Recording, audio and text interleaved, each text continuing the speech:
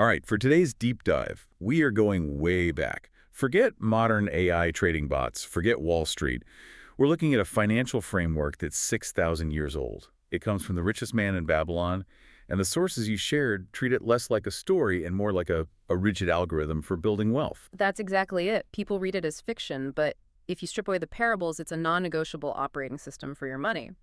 And the thing that makes it so powerful is the context of Babylon itself. Right, that historical sketch was fascinating. Babylon was the wealthiest city of its time, but it had, what, no natural resources, no gold mines, no forest, no stone to build with? Nothing. Their wealth was entirely manufactured. It was built on discipline, on engineering like irrigation and canals, and on smart trade. They literally created wealth out of pure ingenuity. And that proves the whole system isn't about luck or where you were born. It's based on universal principles that just work. So our mission today is to decode that system. We want to give you the practical, ancient cheat sheet for escaping the financial rat race. And we're going to focus on the psychology, on why these incredibly simple rules are so ridiculously hard for us to follow today. Let's start at the foundation. It all starts with a character named Arkad. He's the richest man in the city. And the king basically tasks him with teaching everyone else how to build wealth. Because the king noticed all the gold flowing into the city would just end up in the hands of a few people who knew how to manage it. And Arkad's first lesson wasn't some complex strategy. It was a set of daily tactics, what he called the 7 cures for a lean purse. The first one, cure number 1, is the absolute bedrock of all personal finance. Start thy purse to fattening. It's the 10% rule. You have to, and this is non-negotiable, put aside at least 1/10 of everything you earn. And the psychological trick here is what Arkad observed in himself. He wrote that he was no shorter of funds than before. He barely noticed it was gone. Our brain today screams, I can't possibly afford to save 10%. But he proved that we just adapt. We adjust our spending without any real sacrifice. And that flows perfectly into cure number 2, control thy expenditures. The Babylonians were so sharp about human nature here, they said what we call necessary expenses will always grow to equal our income. Like weeds in a field was the analogy. Exactly, just as weeds grow in a field wherever the farmer leaves space for their roots. That's just desire creep, isn't it? And in our world of one-click buys and targeted ads, I mean, those weeds grow incredibly fast. So the rule is to budget. Spend no more than 9/10. Right. The budget is your shield, your first assistant in defending my fattening purse from all the things you suddenly think you need. You have to be ruthless about what's a want versus a need. And if you can master those first 2, you now have capital. Okay, so you've saved the money, you've defended it. The next question is, what do you do with it? That brings us to cure 3, right? Right. Make thy gold multiply. Gold just sitting in a purse, Arkad says, earns nothing. It has to work. It has to become an employee. It has to become an army of employees. The source gives this great example of a farmer who invested 10 silver pieces for his son. The interest, or rental, was added back to the principal. By the time the son was 50, that original 10 pieces had grown to 167. It multiplied almost 17 times. That's the magic of compounding. It's an army of golden slaves and their children and their children's children all working for you. It's the complete opposite of a get-rich-quick scheme. Which is a perfect lead-in to cure 4. Guard thy treasures from loss. The number 1 rule of this whole system is security for your principal. Don't lose the money you work so hard to save. And this is where so many people today just completely fall apart, right? Chasing these huge, unrealistic returns. The book calls them deceitful sirens that lure you onto the rocks. That's the phrase. And those sirens are everywhere now. Crypto scams, high-risk trades, anything promising you a 50% return in a month. Look at Arkad's first investment. It was a total disaster. He gave his money to Asmor, a brickmaker, to go buy jewels. And he came back with worthless pieces of glass. The lesson is so simple it's almost insulting. Get advice from people who know what they're doing. Go to a jeweler for jewels, a baker for bread. And go to a real financial advisor for financial advice, not some guy on the internet. It requires due diligence. Okay, well, cure 5, it's about housing, isn't it? Make of thy dwelling a profitable investment. It is. The idea is that owning your own home putteth confidence in his heart. It creates stability, but more importantly, it reduces your long-term cost of living. Hold on, though. Does that really apply today? I mean, budgeting house in ancient Babylon seems a lot different than buying one in a major city in 2024. It needs a modern lens, absolutely, but the core principle is sound. The Babylonian insight wasn't about the house as a speculative asset that's going to double in value.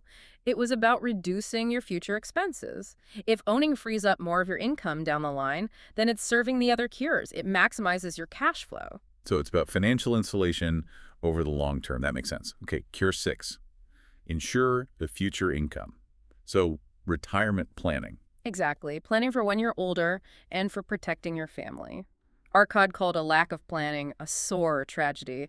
The book gives the example of Anson the sandal maker. He was putting away just 2 silver pieces a week, but over time, that small, consistent deposit was on track to build a fortune of 4,000 pieces. It's all about consistency. So what's the last one? Cure 7. Increase thy ability to earn. This is the active part of the plan. You have to get better at what you do.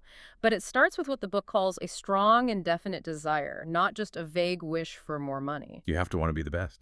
You have to strive to be in the front rank of progress in your field. Arcad himself said that as he got better at being a scribe, the rewards just came. He didn't have to beg for them. Your ability to earn is your biggest asset, and you have to invest in it. So those 7 cures are kind of the daily software you run. Now let's talk about the operating system itself, the immutable rules, the 5 laws of gold. Yes, and these aren't tips. They're like laws of physics. They're like gravity. If you violate them, you're going to get hurt. The story they use is about Arcad's son, Nomaser. He gets a huge bag of gold from his father and a clay tablet with these 5 laws inscribed on it. And he immediately ignores the tablet and loses all the money. Horse races, a bad business partner who was a huge spender, just textbook mistakes. Complete textbook mistakes. He only looks at the tablet after he's broke. And his failure is a perfect illustration of Law 3. Gold clings to the cautious owner who seeks advice from the wise. It reinforces what we said earlier.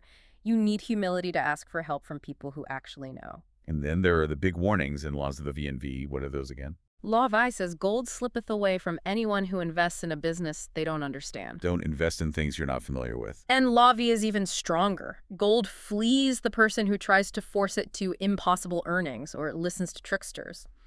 The whole system is fundamentally risk-averse. If you're chasing a quick buck, you are violating the core programming. Defense first. Okay, so the algorithm is incredibly clear. Save a tenth, live on the rest, invest it safely with good advice, and protect your principal. If it's that simple, why have people been failing at this for 6,000 years? It's not about the complexity. It has to be psychological. It's entirely psychological. The first big hurdle is just the procrastination trap. The Babylonians were skeptical of what they called fickle fate, unearned luck. They knew it usually led to ruin. They even said the goddess of good luck doesn't hang out at the gambling tables. They actually did the math. The odds were stacked against you. So real luck isn't something that just happens to you. No, you have to entice it. And you entice it by accepting opportunity when it shows up. There's this brutally honest quote from a Syrian character in the book. He says, "The man who hesitates when opportunity arrives is a procrastinator." That failure to take the first step is where most people get stuck. But for people living paycheck to paycheck, there's an even bigger barrier, right? The weight of debt. Oh, absolutely. And the story of Dabasir, the camel trader, captures this perfectly. He was so deep in debt, he literally fled Babylon and was sold into slavery in Syria. He's completely paralyzed. Until his owner's wife, Sira, asks him this radical question. She asks if he has the soul of a free man or the soul of a slave. Wow, that's a heavy question. That's a wake-up call. And she defines a slave not by his chains, but as someone who is content to let years pass without trying to repay his honest debts. She's talking about a mental prison. And Dabasir has this epiphany. He realizes his debts are his enemies, and the only way out is to turn and fight them. And that's where we get the ultimate tool for anyone drowning in debt, the Dabasir plan. It's a way to pay off debt while still building for the future. It's incredibly rigorous. Step 1. You still like you want to, Kurt. Keep 1/10 for yourself, for your future, for your confidence. You need to hear that jingle in your purse. Step 2. You live on 7/10. All your necessities, your food, everything has to fit in that bucket. And step 3. Pay 2/10 to your creditors, divided fairly among all of them. That is tough. I mean, living on 70% when you're used to spending 100 or more, that takes incredible discipline. But he does it. He does it. He follows the plan ruthlessly, pays off every single debt, and returns to Babylon as a respected, confident man. The lesson is pure character. Where the determination is, the way can be found. So the whole algorithm, the whole Babylonian system is simple on paper, but it really demands a complete mental and moral overhaul. It's about paying yourself first, avoiding stupid risks, and taking decisive action. It is. It's fundamentally a measure of your character, not your cleverness. And that's really the final thought from Babylon, isn't it? That wealth isn't a trick. It's a function of who you become. There's that quote at the end. In the strength of thine own desires is a magic power. Guide this power with thy knowledge of the 5 laws of gold, and thou shalt share the treasures of Babylon. Your ambition is the engine, but it needs these ancient rules to steer it. So we have to ask you, knowing the algorithm is this simple, what necessary, maybe even terrifying step are you still putting off today?